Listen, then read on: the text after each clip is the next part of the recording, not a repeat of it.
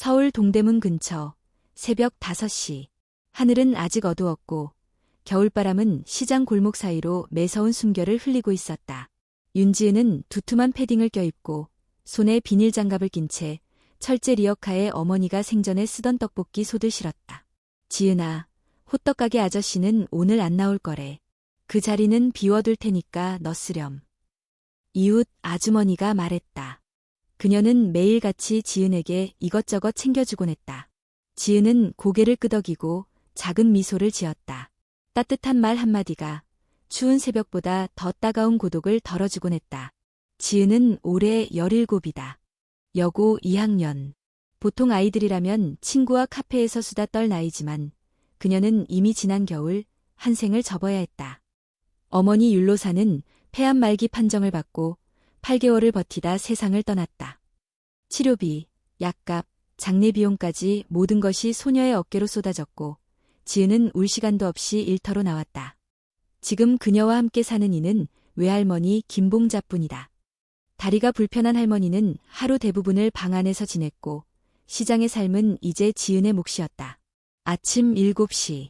가스버너에 불을 붙이고 떡볶이 국물을 끓이기 시작했다. 비린내 섞인 시장 공기 속에서 고추장의 매운 향이 퍼졌다. 이때 그녀의 시선에 낯선 그림자가 들어왔다. 여기 떡볶이 하나 주세요. 정장을 입은 중년 남성이 서 있었다. 얼굴은 낯설지 않았다. TV에서, 뉴스에서, 포스터에서 수없이 본 얼굴. 한도준, 대한민국 유력 대기업 한 그룹의 부회장이자 차기 산업부 장관 후보. 지은은 아무 말 없이 떡볶이를 담았다. 종이컵을 건넨 손이 떨렸다. 그는 계산을 하며 눈을 마주쳤다. 학생, 어디서 많이 본 얼굴 같은데. 지은은 그 말을 끊듯 조용하지만 단호한 목소리로 말했다. 당신은 절 알아보지 못하겠지만 전 당신을 압니다. 그의 미간이 찌푸려졌다. 전 율로사의 딸입니다. 그리고 당신은 제 아버지입니다. 말이 떨어지자 주변이 일순정적에 휩싸였다. 지나가던 행인 하나가 핸드폰을 꺼내 들었다. 셔터음이 들렸다. 영상 녹화 아이콘이 켜졌다. 도주는 말없이 지은을 바라보다가 마치 무언가를 부정하려는 듯 입술을 달싹였다. 하지만 소녀의 눈빛은 흔들리지 않았다. 그 눈에는 원망도, 분노도 없었다. 그저 확신만이 담겨 있었다. 14년 전, 어머니는 당신과 연인이었습니다. 당신이 서울대를 졸업하던 해, 어머니는 임신 사실을 알았고, 당신에게 알렸지만, 당신은 그냥 사라졌어요. 주변에서 사람들이 웅성거리기 시작했다. 어떤 이는 핸드폰을 들어 촬영했고, 어떤 이는 무슨 드라마인가 싶은 눈으로 상황을 지켜봤다. 도주는 한 걸음 물러났다. 이건 이런 식으로 이야기할 일이 아니야. 우리가 조용히. 조용히는 이미 너무 늦었어요. 저는 평생 조용히 살아왔으니까요. 지은은 손에 들고 있던 종이컵을 바닥에 내려놓았다. 그녀의 눈가엔 눈물이 맺혀 있었지만 흘러내리지 않았다. 그날 저녁 SNS에는 광장시장의 고백이라는 제목의 영상이 빠르게 퍼졌다. 유력 장관 후보, 숨겨진 딸의 폭로의 침묵, 한 그룹의 그림자, 딸의 진실, 아버지의 침묵 수많은 기사가 쏟아졌고 댓글창은 양극으로 갈렸다. 한쪽은 말했다. 지은이는 용기 있는 아이야. 아버지의 책임을 묻는 건 당연하지. 다른 쪽은 비꼬았다. 이 시점에 나타난 이유가 뻔하지 않나. 돈 때문이지. 그러나 누구도 몰랐다. 이 소녀는 단 한 번도 돈을 언급한 적이 없었다. 그녀가 원한 건 단 하나. 당신이 나를 기억하길. 그날 밤 지은은 작은 다락방에서 어머니의 일기장을 꺼냈다. 낡은 표지, 바랜 종이. 하지만 그 안의 글씨는 생생했다. 그녀는 천천히 한 문장을 읽었다. 지은아, 언젠가 너에게 진실을 말할 수 있기를. 내가 세상에서 가장 혼자가 아니라는 걸 알게 되기를. 눈물이 뺨을 타고 흘렀다. 하지만 이젠 울어도 괜찮았다. 어머니의 진실은 세상에 나왔고 자신의 존재는 더 이상 숨겨진 그림자가 아니었다. 그녀는 창밖을 바라보았다. 멀리서 보이는 남산타워가 희미하게 빛나고 있었다. 그리고 속으로 다짐했다. 이제 나의 이야기를 시작할 차례야. 뉴스는 불이 번지는 것처럼 빠르게 번졌다. 하루 만에 주요 포털 사이트 실시간 검색어 1위에 광장시장 윤지은, 한도준 숨겨진 딸, 율로사 사건이 오르내렸다. 한 그룹 대외협력실은 초기 대응에 나섰다. 공식 입장문을 발표하며 사실 여부 확인 중이며 개인의 사생활 문제로 언급을 자제해 주시길 바란다고 전했다. 하지만 인터넷은 이미 판결을 내린 상태였다. 누군가는 지은을 작은 용기라고 불렀고 누군가는 기회주의자라며 손가락질했다. 하지만 지은은 그 어떤 반응에도 고개를 숙이지 않았다. 그녀는 말이 없었다. 그리고 말이 없다는 이유로 더 많은 이들이 그녀를 궁금해했다. 학교에서는 아예 등교를 자제하라는 권고가 내려왔다. 일부 학생들이 카카오톡 단체방에 지은을 조롱하는 메시지를 올리고 있다는 소문도 돌았다. 하지만 지은은 그날도 평소처럼 광장시장에 나왔다. 떡볶이 국물을 끓이며 할머니를 위해 따뜻한 국밥을 포장했다. 한편 도준은 전혀 다른 전선에서 싸우고 있었다. 그는 회사 내 긴급회의에 참석했고 이사회와 법무팀은 그에게 즉각 유전자 검사를 받을 것을 권유했다. 사장님, 부인께서도 이번 사안을 심각하게 보고 계십니다. 명확한 입장 없이는 내정된 장관직이 취소될 수도 있습니다. 저는 그녀의 어머니를 기억합니다. 하지만 아이가 있다는 건 몰랐습니다. 그의 대답에 팀장들이 눈빛을 교환했다. 하지만 그 말은 거짓이었다. 도준은 알고 있었다. 다만 그 당시엔 믿지 않기로 선택했을 뿐이었다. 지은이 공개적으로 자신을 언급한 순간 그는 과거의 무게에 직면하게 되었다. 그 시절의 로사, 그 여름의 짧은 사랑, 그리고 마지막으로 그녀가 남긴 메시지. 도망칠 수 없었다. 며칠 뒤 그는 조용히 유전자 검사를 받았다. 결과는 일주일 후에 나올 예정이었다. 그 사이 언론은 점점 더 거세졌고 기자들은 광장시장에서 진을 치기 시작했다. 윤지은 학생, 돈을 노린 폭로입니까? 한도준 회장에게 어떤 책임을 요구하십니까? 장관 후보직에 영향을 주기 위해 누군가에게 사주받은 것 아닙니까? 지은은 대답하지 않았다. 다만 조용히 떡볶이를 담고 국물 위에 어묵을 올려 손님에게 건넸다. 감사합니다. 그 한마디에 옆에 있던 아주머니가 눈시울을 붉혔다. 지은아, 괜찮니? 네, 이모, 괜찮아요. 그날 밤, 지은은 로사의 일기장을 다시 펼쳤다. 2006년 5월 21일 자. 오늘 도준에게 편지를 썼다. 아이가 생겼다고 말하려 했지만 내 손이 떨렸다. 그가 멀어질까 봐 두려웠다. 하지만 그가 아이를 알지 못한 채 사는 건 더 큰 불행일지도 모른다. 그리고 다음 장엔 아무런 기록이 없었다. 로사는 결국 그에게 전하지 못했다. 혹은 전했지만 받아들여지지 않았다. 일주일 후 유전자 검사 결과가 도착했다. 100% 부녀 관계. 도준은 보도자료를 통해 결과를 공개했다. 저는 윤지은 양의 생물학적 아버지가 맞습니다. 이 사실을 무겁게 받아들이며 지은 양과의 관계 회복을 위해 성실히 노력하겠습니다. 반응은 뜨거웠다. 어떤 이는 도준의 용기를 평가했지만 더 많은 이는 지나치게 늦은 책임감이라며 비판했다. 그리고 일부 언론은 지은의 SNS 계정, 학교 정보, 심지어 어머니의 장례 사진까지 끌어와 선정적인 보도를 이어갔다. 지은은 다시 한번 침묵했다. 하지만 침묵은 무기였다. 그녀는 일기장을 정리해 스캔했다. 일부를 편집 없이 공개하기로 했다. 다음 날 그녀의 블로그에 한편의 글이 올라왔다. 어머니는 저를 혼자 키우셨습니다.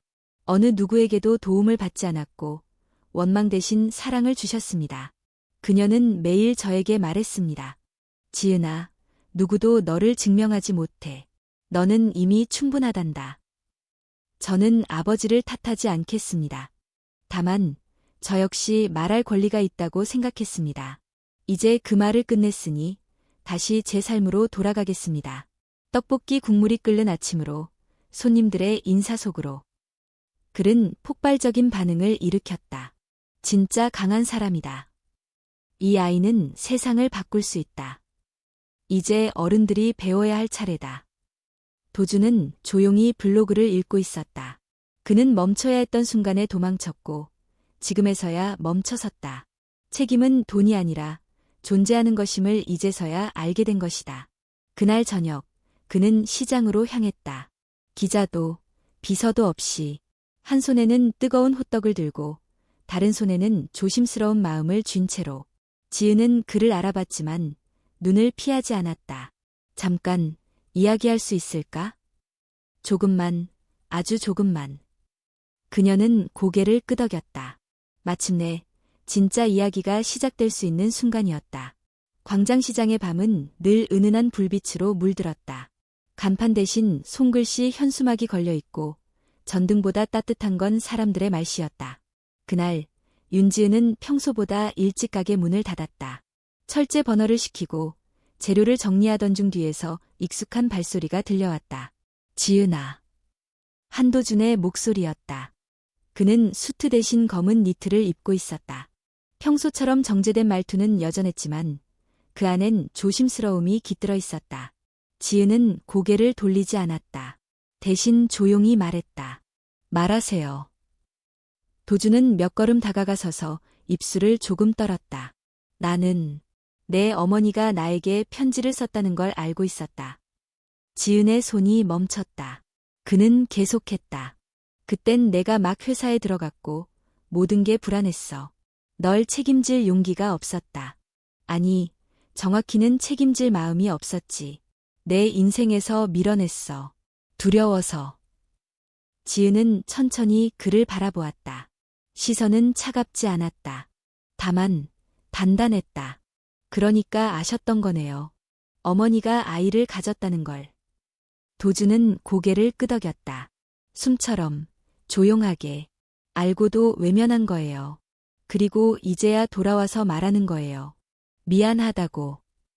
미안하다는 말로 끝나진 않는다는 걸 안다. 그래서 그냥 여기에 있을게. 내가 날 원하지 않아도, 내가 말하지 않아도 내 곁에 있을게. 그게 내가 할 수 있는 유일한 시작이니까. 그 말에 지은은 잠시 눈을 감았다. 바람이 그녀의 머리카락을 흩날렸다. 어머니는 항상 기다리셨어요. 누군가가 자신을 다시 불러주길. 하지만 당신은 끝까지 침묵했죠. 그래. 그 침묵이 내 어머니를 얼마나 외롭게 했는지 지금에서야 조금 알 것 같아. 둘 사이엔 침묵이 흘렀다. 그러나 이번엔 그 침묵이 견디기 힘든 건 아니었다. 잠시 후 지은은 다시 입을 열었다.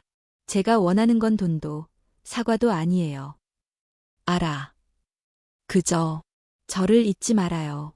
어머니를 잊지 말고 우리가 당신의 과거라는 걸, 그리고 지금도 이어져 있다는 걸 기억해줘요. 도준은 고개를 끄덕였다. 기억할게. 매일, 매 순간. 지은은 그를 바라보다가 조용히 한마디를 덧붙였다. 그리고 한 가지 더요. 말해. 어머니의 이야기를 세상에 알려주고 싶어요. 그냥 숨겨진 여자, 숨겨진 아이로 남게 하고 싶지 않아요. 그녀는 용감했고, 똑똑했고, 따뜻한 사람이었어요. 그리고 세상이 그걸 알아야 해요. 도준은 그녀의 말에 놀란 듯 잠시 멈췄다. 어떻게 하고 싶은데? 다큐멘터리든, 책이든, 아니면 그냥 온라인 기록이든, 어머니의 존재를 기억하게 만들고 싶어요. 누군가의 그림자가 아니라 한 사람의 이야기로 남기고 싶어요. 그는 천천히 고개를 끄덕였다. 도울 수 있다면 도울게. 하지만 중심엔 내가 있어야 해. 지은은 가만히 웃었다. 그 웃음은 여전히 조심스러웠지만 이전보다는 덜 경계하고 있었다. 그날 밤 도준은 집으로 돌아오지 않았다. 그는 시장 근처의 작은 찻집에 앉아 어머니 율로사와의 마지막 대화를 떠올렸다. 너는 나와 같은 실수를 하지 마. 침묵은 보호가 아니라 도망이야. 그 말이 이제서야 가슴을 찔렀다. 며칠 후 지은은 학교에 복귀했다. 교장과 상담이 있었고 몇몇 선생님은 그녀에게 조용히 격려를 건넸다. 하지만 반 친구들의 시선은 달랐다. 어떤 아이는 피했고 어떤 아이는 몰래 사진을 찍었다. 쉬는 시간, 누군가가 책상 위에 쪽지를 올려놨다. 잘났다. 언론 플레이하는 고딩 스타.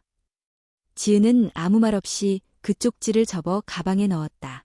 그 조롱은 이제 날카롭지 않았다. 그녀는 이미 더 큰 진실과 싸웠고 그 전투는 그녀를 약하게 만들지 않았다. 그날 저녁, 그녀는 외할머니와 함께 저녁을 먹었다. 묵은지 찌개 냄새가 방 안에 퍼졌다. 지은아, 요즘은 괜찮니? 조금요. 힘들지만 버틸만 해요. 로사가 그랬지. 인생은 그냥 견디는 게 아니라 만들어가는 거래. 지은은 고개를 끄덕였다. 어머니 이야기를 세상에 알리고 싶어요. 할머니는 그 말을 듣고 잠시 조용했다. 그 애는 조용한 걸 좋아했어. 하지만 내 방식으로 기억해주는 거라면 기뻐할 거야. 네, 어머니를 부끄러워하지 않을 거예요. 밤이 깊어가고 지은은 책상에 앉아 노트북을 켰다. 블로그를 만들고 로사의 이야기라는 제목을 입력했다. 첫 글의 제목은 침묵 뒤에 피어난 삶이었다. 윤지은의 블로그, 로사의 이야기는 조용히 시작되었지만 그 반응은 점차 커졌다. 첫 번째 글 침묵 뒤에 피어난 삶이 올라간 지 3일 만에 1만 명이 넘는 방문자가 몰렸고 그녀가 공개한 율로사의 생전 사진과 일기일부는 많은 이들에게 잔잔한 울림을 주었다. 이분, 어쩐지 우리 엄마랑 닮았네요. 나도 혼자 애 키우면서 버텼는데 로사 씨 글 읽고 많이 울었어요. 이건 누가 숨길 수 없는 이야기예요. 세상에 꼭 알려져야 해요. 지은은 놀라기도 무섭기도 했다. 단지 어머니를 기억하고 싶었을 뿐인데 그 기억은 생각보다 많은 사람들의 상처에 닿고 있었다. 그러던 중 한 출판사에서 연락이 왔다. 윤지은 양, 어머님의 일기와 당신의 글을 엮어 책으로 내보는 건 어떨까요? 지은은 망설였다.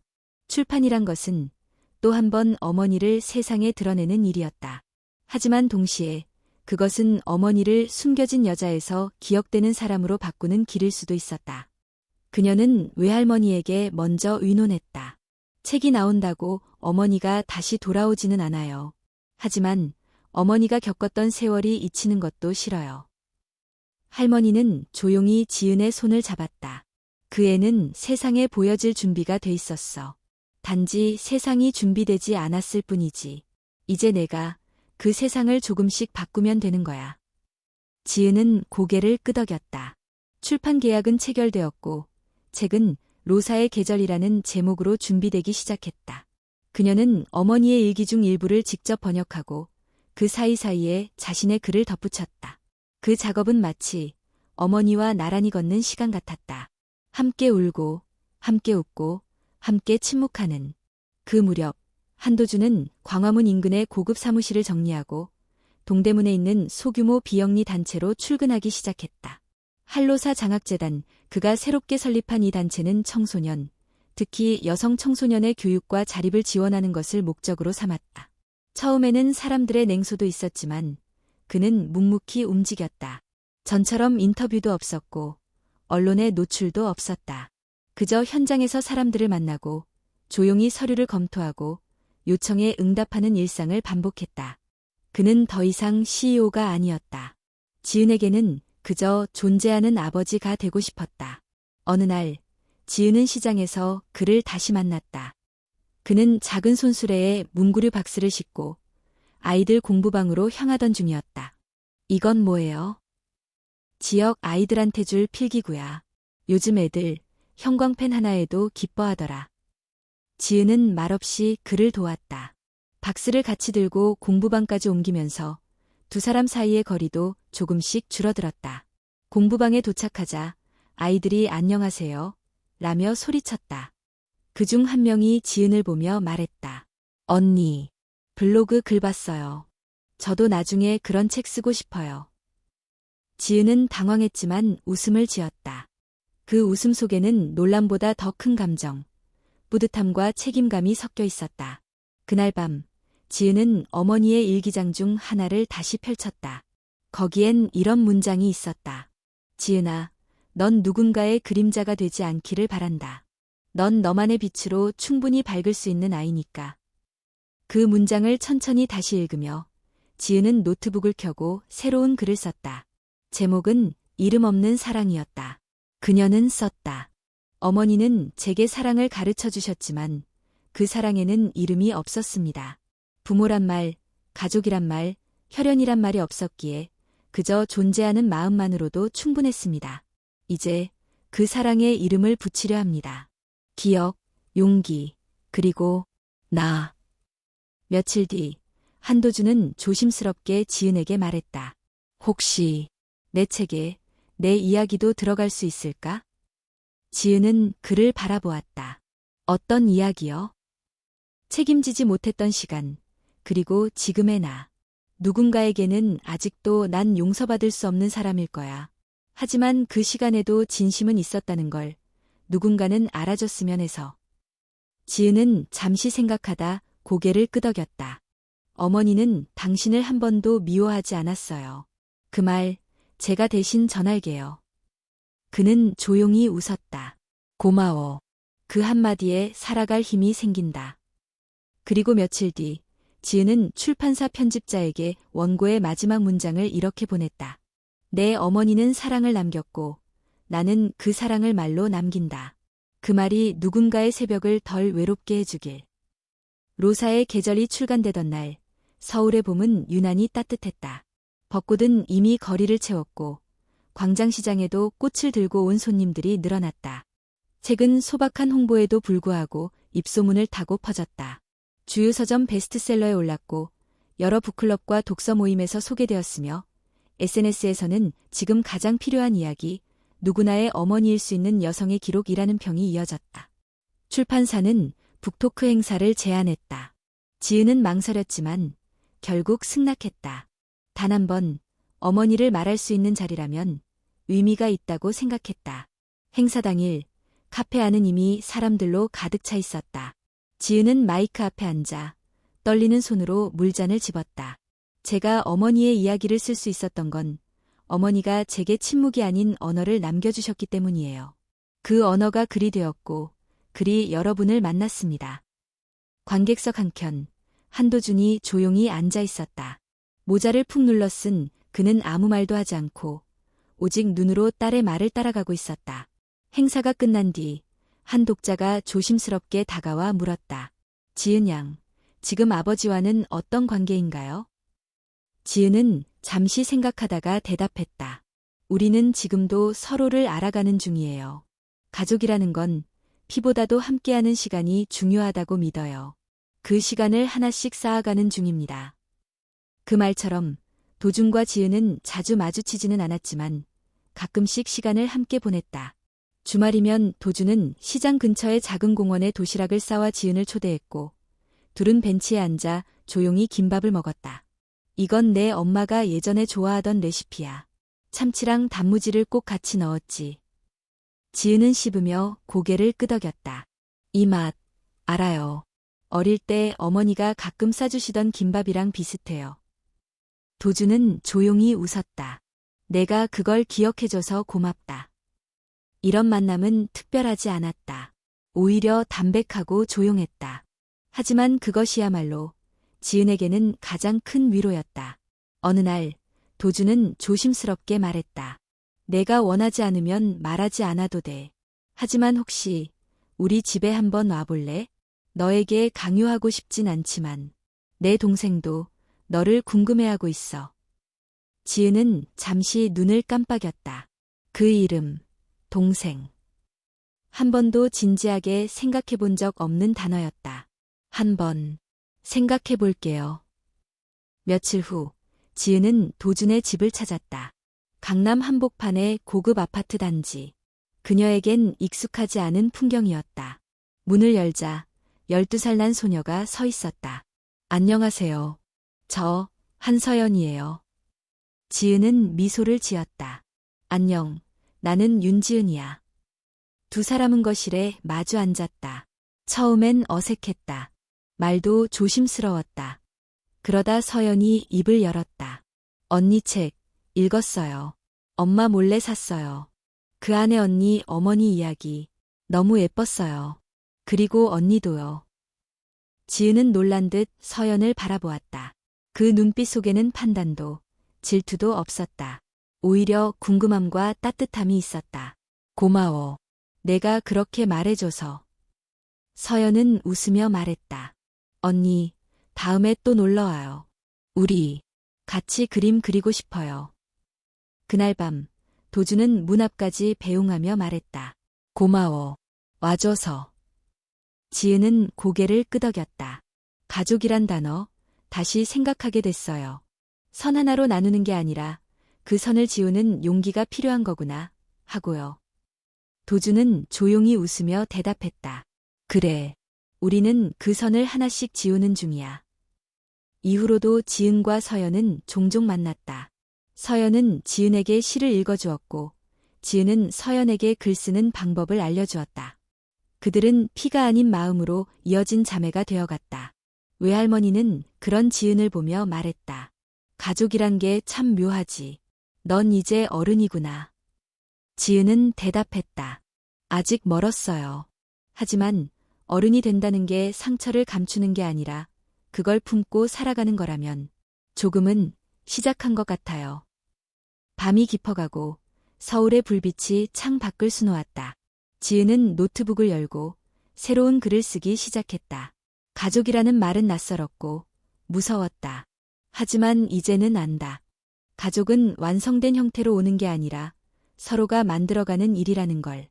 그 과정이 어긋나도 천천히 다시 꿰매면 된다는 걸. 로사의 계절이 출간된 이후 매일같이 누군가가 지은에게 메일을 보냈다. 위로, 공감, 때로는 고백. 어떤 이는 나도 숨겨진 아이였다고 말했고 또 어떤 이는 율로사 같은 어머니 밑에서 자랐으면 내 인생도 달랐을 것 같다고 했다. 그러던 중 한 통의 메일이 도착했다. 보낸 사람은 익명이었지만 내용은 단숨에 지은의 숨을 멎게 만들었다. 나는 내 어머니의 대학 시절 동기였어. 그때 그녀가 도준과 함께 있었던 걸 기억해. 그리고 너를 낳고도 끝까지 도준을 원망하지 않았다는 것도. 사실 그때 도준에게 편지를 직접 전달한 사람이 나였어. 지은은 손끝이 떨렸다. 그동안 어머니의 이야기를 기록하며 수많은 조각을 모아왔지만 그 조각 사이에 빠져있던 단 하나의 퍼즐, 편지의 진실. 그 퍼즐이 이제 제자리를 찾으려 하고 있었다. 그날 오후 지은은 도준에게 전화를 걸었다. 시간 되세요? 잠시의 침묵 끝에 그가 대답했다. 늘 준비되어 있어. 둘은 한강변의 벤치에 마주 앉았다. 햇살이 흐르고 있었고 주말을 맞은 가족들이 자전거를 타고 지났다. 평화로운 풍경과 달리 지은의 마음은 무거웠다.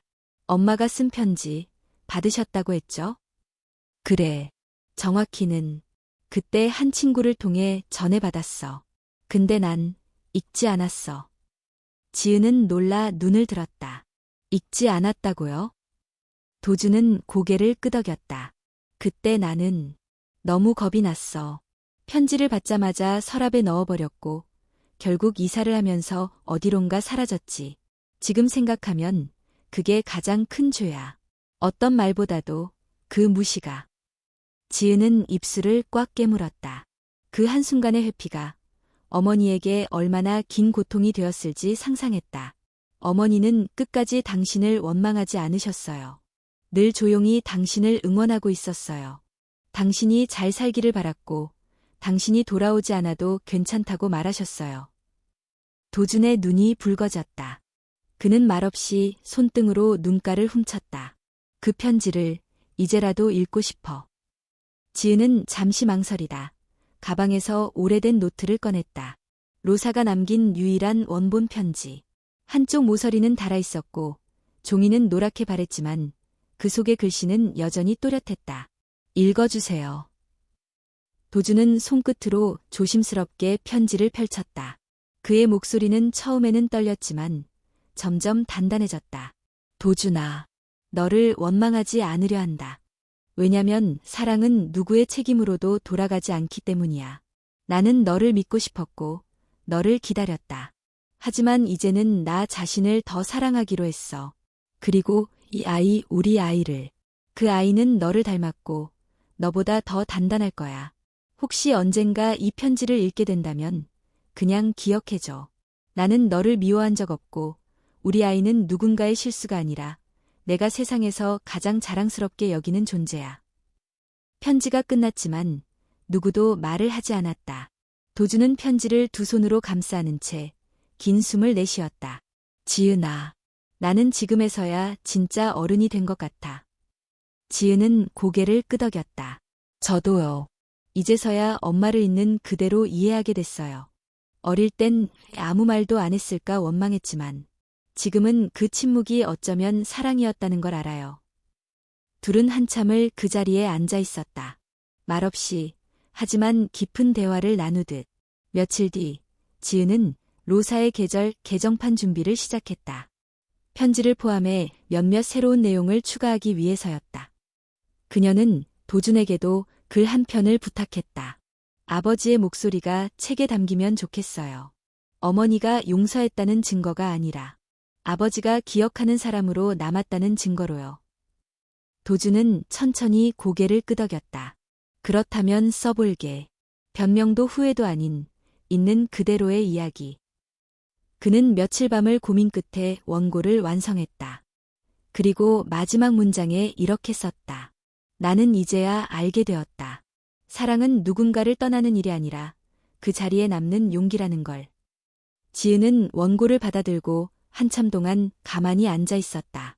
그녀의 머릿속에는 어머니의 미소가 떠올랐다. 그 미소는 여전히 살아있었고 앞으로도 많은 이들의 마음에 남을 것이다. 그녀는 조용히 속삭였다. 엄마, 우리 이제 진짜 이야기를 끝냈어요. 이젠 다음 이야기를 시작할게요. 봄이 지나 여름이 왔다. 서울의 여름은 눅눅하고 더웠지만 윤지은에게는 처음으로 견딜 만한 계절이 되었다. 그녀의 곁에는 이제 혼자가 아닌 이름들이 있었다. 도준, 외할머니, 그리고 서연. 서연은 매주 토요일마다 광장시장에 왔다. 처음에는 낯설고 조심스러웠지만 어느새 그녀는 시장 골목을 자유롭게 누비며 가게 아줌마들과 인사를 나누었다. 서연이 왔네. 지난주에 준 어묵 맛있었어? 네. 엄마는 짰대요. 전 괜찮았는데요. 지은은 그런 서연을 보며 미소 지었다. 서연은 어린 나이에도 자신만의 리듬과 색깔을 가진 아이였다. 그녀는 책을 좋아했고 손글씨를 예쁘게 썼으며 무엇보다 사람의 표정을 잘 읽었다. 어느 날 서연은 지은에게 말했다. 언니, 나 사실 친구들이 우리 집 이야기 알아볼까 봐 무서웠어. 지은은 서연을 바라보았다. 그랬구나. 말해줘서 고마워. 근데 이제는 안 무서워. 언니가 있어서 그래. 언니가 내 편 같아서. 그 말에 지은은 가슴 한쪽이 따뜻하게 물들었다. 서연이 건넨 말은 단순한 위로나 칭찬이 아니었다. 그것은 신뢰였다. 피로 맺어진 것보다 더 깊은 시간을 통해 얻어진 신뢰. 지은은 서연과 함께 글쓰기 프로젝트를 시작했다. 주제는 나의 가족. 처음엔 단순한 아이디어였다. 아이들에게 가족을 묘사하게 하고 그 결과물을 엮어 전시회를 여는 것. 하지만 아이들의 글은 생각보다 훨씬 더 깊었다. 우리 가족은 셋이다. 아빠는 일만 한다. 엄마는 항상 피곤하다. 나는 조용히 밥을 먹는다. 나는 고모랑 산다. 고모는 나를 키우면서 자기 인생이 없다고 했다. 그래서 나도 내 인생을 줄이고 싶다. 우리 가족은 할머니뿐이다. 하지만 난 그걸로 충분하다. 그 글들을 읽으며 지은은 깨달았다. 가족은 형태가 아니었다. 그건 기억과 관계와 기다림으로 이루어진 감정의 그물망이었다. 그리고 서연의 글도 있었다. 내 언니는 피를 나누지 않았지만 마음을 나누었다. 내가 울 땐 같이 울어주고 내가 웃을 땐 더 크게 웃어주었다. 사람들은 우리를 가족이라고 부르지 않을 수도 있지만 나는 이미 그렇게 느낀다. 지은은 글을 읽고 한참 동안 말을 잇지 못했다. 그러다 조용히 서연을 껴안았다. 너는 정말 멋진 작가야. 서연은 웃으며 말했다. 그건 언니가 작가라서 그래요. 나도 언니 따라간 거야. 전시회는 작은 도서관에서 열렸다. 도준과 외할머니, 시장 상인들, 학교 친구들까지 모두가 와주었다. 전시회 제목은 우리의 이름 없는 사랑들. 아이들의 글이 벽을 따라 붙어 있었고 그 앞에 작은 스케치북과 연필이 놓여 있었다. 누구든 자신만의 가족 이야기를 써서 붙일 수 있게 한 것이었다. 어떤 이는 가족이란 하루에 한 번 밥 먹는 것이라고 적었고 또 어떤 이는 가족이란 아무 말도 없이 손을 잡아주는 사람이라고 썼다. 지은은 벽 앞에서 한참을 서 있었다. 그 벽은 마치 거울 같았다. 그녀의 과거, 어머니, 외할머니, 도준, 그리고 지금의 자신이 모두 그 안에 비쳐 보였다. 그 순간 도준이 다가왔다. 내가 해낸 거야. 지은은 고개를 저었다. 아니에요. 아이들이 해낸 거예요. 저는 그저 그 이야기를 모았을 뿐이에요. 도준은 잠시 침묵하다가 말했다. 내 엄마도 이 자리에 있었다면 자랑스러워했을 거야. 그 말에 지은은 작게 웃었다. 이 자리에 있어요. 우리 아내. 전시회가 끝나고 서영과 지은은 시장 골목을 걸었다. 늦어름 바람이 불었고 하늘은 붉게 물들어 있었다. 언니, 우리 이거 계속하면 안 돼요? 뭘? 글쓰기 프로젝트. 매년 여름마다. 이제는 전통이 된 거예요. 지은은 고개를 끄덕였다. 좋아. 우리의 계절을 계속 이어가자. 서연은 손을 내밀었다. 지은은 그 손을 꼭 잡았다. 가족은 그렇게 만들어지는 것이었다. 서로를 향해 손을 내밀고 그 손을 잡는 일. 서로의 온도를 기억하는 것. 그날 밤, 지은은 다시 노트북을 켰다. 블로그에 새 글을 올리며 마지막 문장을 이렇게 남겼다. 가족이라는 단어는 설명할 수 없다. 그건 함께 자라는 것이다. 피를 나누지 않아도, 이름을 바꾸지 않아도, 같은 계절을 기억하는 것으로 충분하다. 가을이 내려앉았다. 광장시장의 아침 공기는 더 이상 떡볶이 냄새로만 채워지지 않았다. 바삭하게 구운 전, 말린 고추, 그리고 아침마다 끓는 된장구 냄새가 섞인 바람이 골목을 따라 흘렀다. 윤지은은 변함없이 시장에 나와 있었다. 하지만 요즘 그녀의 마음은 자주 시장 밖을 떠돌았다. 외할머니 김봉자가 몇 주 전부터 병원에 입원해 있었기 때문이다.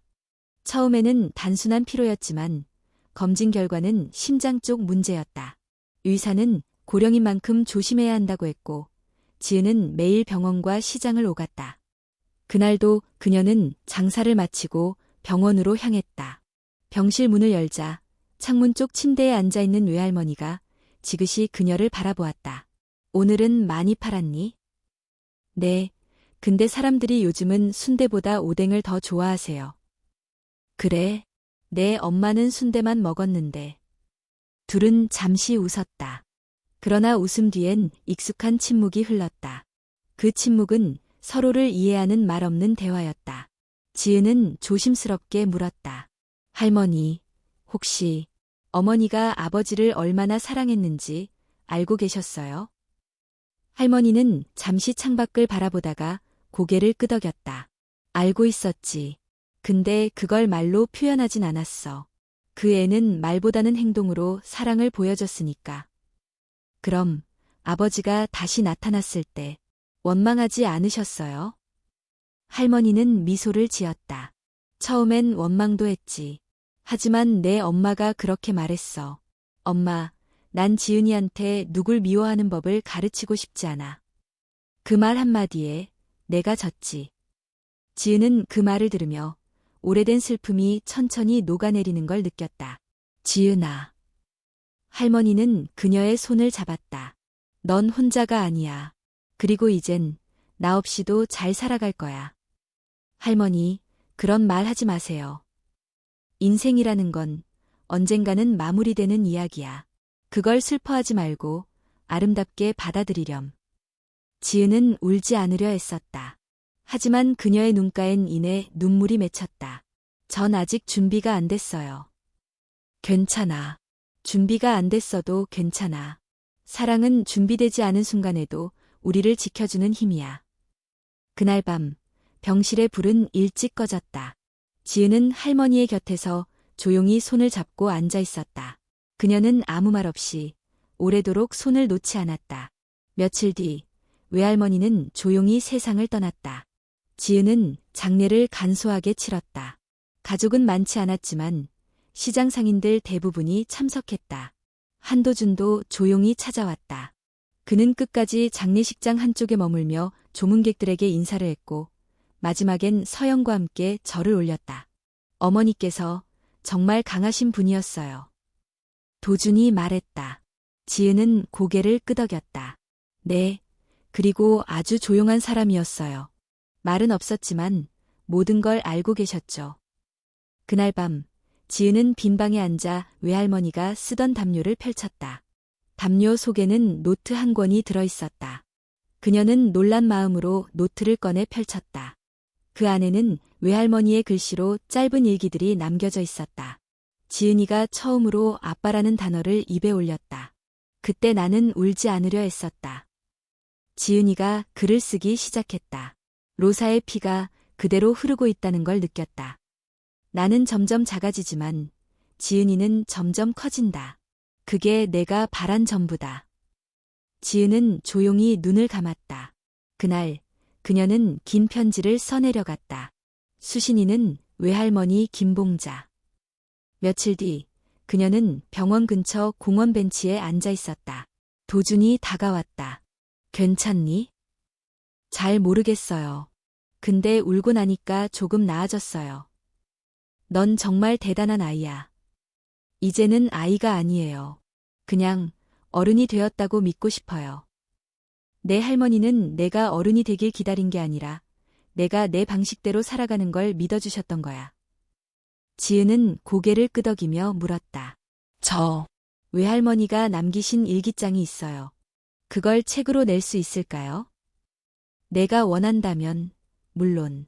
그 이야기는 세상에 알려져야 해. 며칠 후, 지은은 블로그에 마지막 장을 올렸다. 제목은 기억의 문을 여는 밤. 할머니는 말이 없으셨다. 하지만 그 침묵은 언제나 내 곁에 있었다. 그녀는 나를 키우지 않았다. 그녀는 그저 나를 지켜주었다. 이제 나는 내 삶을 지켜갈 것이다. 그녀가 그러했듯이. 그날 밤 서연이 지은에게 전화를 걸었다. 언니, 우리 내일 시장 가요. 떡볶이 다시 팔아요. 지은은 웃으며 대답했다. 그래. 이야기는 아직 끝나지 않았으니까. 광장시장의 가을은 언제나 분주했다. 각양각색의 전이 붙여지고 호박죽 냄새가 코끝을 간지리는 계절. 지은은 다시 떡볶이 가판대를 열었다. 하지만 이번에는 혼자가 아니었다. 서연은 매일같이 방과 후 시장으로 달려왔다. 앞치마를 두르고 물수건으로 테이블을 닦고 손님들에게 인사를 건넸다. 어서 오세요. 매운맛도 있어요. 손님들은 이 작은 자매의 모습을 정겹게 바라보았다. 서로 닮지 않았지만 어딘가 꼭 맞는 퍼즐 같았다. 지은은 오랫동안 이 자리에 서 있었다. 처음엔 어머니의 자리를 대신하기 위해, 그 다음엔 외할머니의 빈자리를 견디기 위해, 그리고 지금은 자신의 자리로 이 자리를 받아들이고 있었다. 어느 날 동대문 구청에서 연락이 왔다. 로사의 계절이 지역 도서관 추천 도서로 선정되었고 저자 강연을 제안하고 싶다는 내용이었다. 지은은 망설였다. 공개석상에서 마이크 앞에 서는 것은 여전히 어렵고 낯설었다. 하지만 동시에 피하고 싶지도 않았다. 이제는 목소리를 내는 사람이 되고 싶었다. 그녀는 도준과 서연에게 이 사실을 털어놓았다. 구청에서 강연 제안을 받았어요. 서연은 반짝이는 눈으로 물었다. 언니, 할 거죠? 가야죠. 도준은 조용히 고개를 끄덕였다. 내 어머니도 무대에 서보는 걸 꿈꿨었을 거야. 그 바람, 내가 이뤄주는 거지. 지은은 천천히 숨을 내쉬며 말했다. 그래요. 해볼게요. 강연 당일 도서관의 작은 강당은 동네 주민들과 학생들로 가득했다. 지은은 연단에 섰다. 마이크 앞에서 깊게 숨을 들이쉬었다. 저는 광장시장에서 자랐고 시장에서 어머니와 외할머니를 잃었고 그 자리에 다시 서게 된 사람입니다. 관객석은 조용했다. 지은은 담담히 이야기를 이어갔다. 어머니는 말이 없는 분이었지만 모든 감정을 요리로 표현하셨습니다. 떡볶이 한 접시에도 삶의 무게와 사랑이 담겨 있었어요. 외할머니는 늘 그림자처럼 저를 지켜보셨죠. 말없이 저를 이끌어주신 분이었어요. 그녀는 잠시 말을 멈추고 물 한 모금을 마셨다. 손이 조금 떨렸지만 목소리는 흔들리지 않았다. 많은 사람들이 말합니다. 당신은 누구냐고. 그 질문 앞에서 저는 늘 멈칫했어요. 이름 하나로 설명할 수 없는 인생이니까요. 지은은 눈을 들어 객석을 바라보았다. 하지만 이제는 말할 수 있어요. 저는 율로사의 딸이고 김봉자의 손녀이고 한서연의 언니입니다. 그리고 제 이름 윤지은으로 살아가고 있는 사람입니다. 박수가 터졌다. 누군가는 조용히 눈물을 닦았고 누군가는 휴대폰을 내려놓았다. 그 순간 지은은 더 이상 이야기의 대상이 아니라 이야기를 이끄는 사람이 되었다.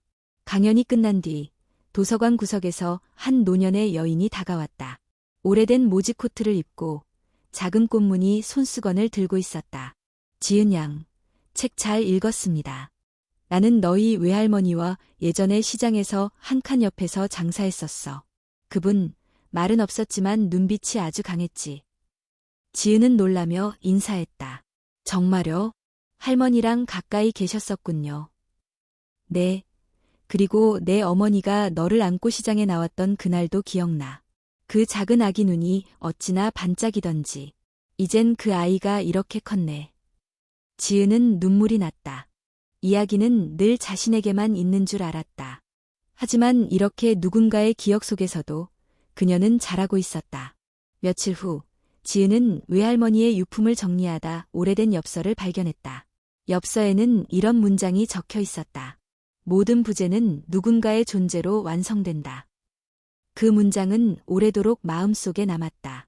지은은 노트북을 켜고 새 책의 제목을 입력했다. 부재와 존재 사이. 그녀는 이제 단순히 누군가의 삶을 기록하는 작가가 아니라 스스로의 삶을 이야기로 바꾸는 사람이 되었다. 서연이 방으로 들어왔다. 언니, 뭐해요? 새 책 쓰고 있어. 이번엔 어떤 이야기예요? 지은은 조용히 대답했다. 우리 이야기. 사라졌던 사람들의 이야기. 그리고 지금 존재하는 사람들의 이야기. 서연은 지은 옆에 앉아 말했다. 그럼 내 얘기도 들어가요? 그럼. 넌 이 책의 절반이야. 지은은 밤이 깊어질수록 타자기를 두드리듯 키보드를 눌렀다. 부재의 고통과 존재의 의미가 교차하는 페이지들. 슬픔과 사랑, 용서와 연결의 언어들이 하나씩 쌓여갔다. 그녀는 더 이상 두렵지 않았다. 과거가 사라지지 않는다는 걸 알았고, 사랑은 다시 쓰일 수 있다는 것도 알았다. 광장시장의 간판 불빛이 꺼질 무렵, 지은은 마지막 문장을 썼다. 존재란 누군가의 빈자리를 품어주는 일이다. 나는 그렇게 누군가의 부재를 내 안에 담고 지금 이 자리에 존재한다. 겨울이 오기 전에 서울은 이상할 정도로 맑고 조용했다. 광장시장의 포장 천막은 하나둘 바람에 흔들렸고 뜨거운 국물 요리를 찾는 사람들이 점점 늘어나기 시작했다. 윤지은은 여느 때처럼 이른 아침 가판대를 열고 떡볶이 국물을 끓였다. 하지만 오늘은 조금 달랐다. 그녀는 한 손에 프린트된 원고 묶음을 들고 있었다. 부재와 존재 사이, 그녀가 두 번째로 쓴 책의 최종 교정본이었다. 책에는 어머니 로사의 이야기와 외할머니 김봉자의 삶, 그리고 서영과의 새로운 관계. 무엇보다 자신이 윤지은이라는 이름으로 다시 태어난 여정이 고스란히 담겨 있었다. 그녀는 가게 한편에 조용히 앉아 원고를 넘겼다. 모든 문장이 완벽하지는 않았지만 그녀의 진심이 담긴 문장들이었다. 완벽하지 않아도 좋았다. 그것이 바로 그녀가 배운 삶의 방식이었다. 며칠 뒤 출판사에서는 책 출간을 기념해 작은 기자 간담회를 열었다. 지은은 다시 한번 마이크 앞에 섰다. 카메라 셔터 소리가 어지럽게 퍼졌지만 그녀는 놀라지 않았다. 이번 책은 가족에 대한 이야기이면서 동시에 사랑에 대한 이야기입니다. 존재하지 않는다고 느꼈던 사람들의 흔적을 따라가다 보면 어느새 나 자신을 발견하게 됩니다. 한 기자가 물었다. 윤지은 작가님, 다음 이야기는 어떤 이야기가 될까요? 지은은 조용히 미소 지었다. 다음 이야기는 아직 시작되지 않았어요. 하지만 분명한 건 그 이야기는 누군가의 곁에 있을 겁니다. 조용히, 그리고 따뜻하게. 그날 저녁, 서연과 함께 시장 골목을 걸었다. 서연은 호떡을 한 입 빼어 물며 물었다. 언니, 이제는 작가예요? 글쎄, 글을 쓴다고 다 작가는 아니지. 그냥 내 얘기를 조금씩 꺼내는 사람이 되었을 뿐이야. 그래도 난 자랑스러워요. 고마워. 두 사람은 시장을 빠져나와 청계천 쪽으로 향했다. 물길 위로 빛이 반사되어 반짝였고 바람은 두 사람의 머리칼을 부드럽게 흔들었다. 서연이 갑자기 말했다. 언니, 나도 나중에 이야기 쓰고 싶어요. 우리처럼 평범하지 않은 가족 이야기. 근데 따뜻한 결말로 끝나는 거. 지은은 고개를 끄덕이며 대답했다. 그럼 쓰자. 내 이야기도 언젠가 누군가에게 위로가 될 수 있을 거야. 시간은 빠르게 흘렀다.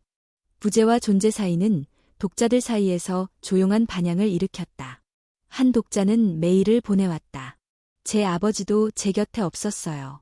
하지만 이 책을 읽고 그 부제를 탓하기보다 제 존재를 먼저 돌보게 됐습니다. 감사합니다. 그 메일을 읽고 지은은 깊은 숨을 내쉬었다. 글이라는 것은 누군가에게 직접 가닿을 수 있는 아주 느리지만 분명한 달이라는 것을 다시금 깨달았다. 어느 일요일 오후, 지은은 도준과 서연, 시장 이웃들과 함께 작은 모임을 열었다. 외할머니의 기일을 기념해 마련된 자리였다. 김봉자의 이름을 기억하는 사람들이 모여 그녀가 남긴 따뜻한 음식과 기억을 나눴다. 그 자리에서 도준이 조용히 말했다. 나는 이제 더 이상 과거를 덮으려 하지 않습니다. 그 대신 그 시간을 배움으로 삼아 살아가려고 합니다. 그렇게 해준 사람이 바로 지은이고 너희 모두입니다. 사람들은 박수를 쳤다. 하지만 그 박수보다도 더 깊은 울림은 함께 있는 눈빛들이었다. 지은은 다음날 새벽 외할머니가 좋아하던 찻잎을 우려내 작은 컵에 따랐다. 그녀는 창밖을 바라보며 중얼거렸다. 할머니, 잘 지내고 계시죠? 저, 잘 지내고 있어요. 서연이도 잘 크고 있고요. 엄마 이야기는 많은 사람들이 읽어줬고, 아빠도 이제는 조금씩 진짜 아버지가 되어가고 있어요. 우리 가족, 여전히 이상하지만, 저는 그게 좋아요. 그녀는 차를 한 모금 마시고, 노트북을 켰다. 새로운 문서를 열고, 제목을 입력했다. 이야기는 끝나지 않는다. 광장시장의 겨울은 눈 대신 고등어 조림 냄새로 시작됐다. 지은은 시장 초입에 작은 독립서점을 열었다. 이름은 이야기의 집. 책과 사람과 기억이 모이는 장소였다. 첫 번째 손님은 서연이었다. 언니, 여기 내 그림도 전시해줘요. 좋지. 여긴 우리 모두의 이야기로 채워질 거니까. 그리고 다음 손님은 시장 이모였다. 지은아, 내 손자도 글 좀 배우게 해줘. 너처럼 책도 쓰고 말이야. 언제든지요, 이모. 그리고 또 한 명, 두 명. 사람들은 책장을 넘기듯 서점을 찾았고, 지은은 그들 각자의 이야기에 귀를 기울였다. 어느 날, 누군가 서가 앞에서 조용히 말했다. 이야기란 결국 사람을 향해 있는 거죠? 지은은 그 말에 고개를 끄덕였다. 맞아요. 그리고 그 이야기는 우리를 다시 살아가게 해요. 햇살이 창문을 타고 들어오고 있었다. 지은은 창밖을 바라보았다. 계절은 또 바뀌려 하고 있었다. 그러나 이번에는 두렵지 않았다. 이야기는 아직 끝나지 않았고 그녀는 여전히 쓰고 있었으며 무엇보다 누군가의 곁에 있었다.